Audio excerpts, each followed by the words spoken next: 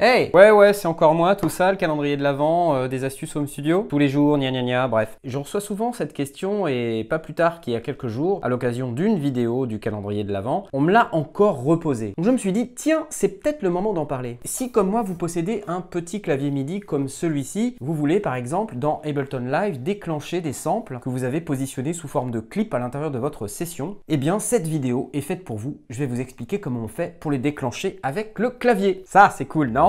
Ouais.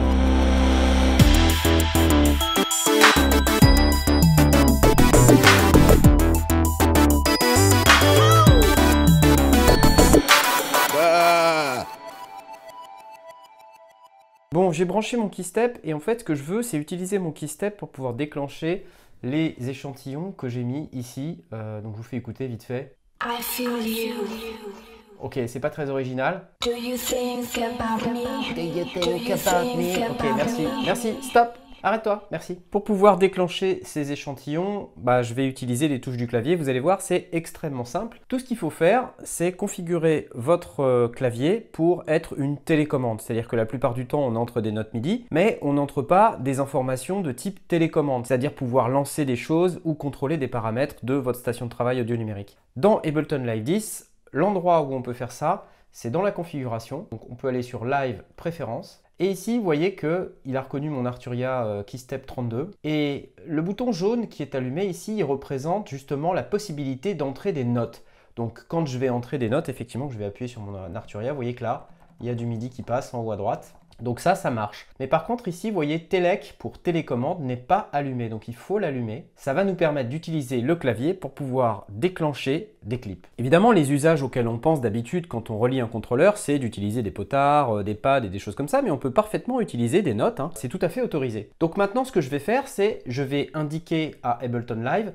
quels sont les clips que je veux déclencher avec quelle note. Et donc là, c'est relativement simple. Il faut aller cliquer sur ce bouton ici, MIDI. Puis cliquer sur les clips les uns après les autres. Vous voyez là, j'ai cliqué sur le 001 Female. Puis je vais lui dire, celui-là, je veux qu'il soit sur ce Do par exemple. Et hop, instantanément, il vient de me dire qu'il l'avait relié au C2. Je vais faire la même chose avec ce clip-là. Je vais le mettre sur le Ré.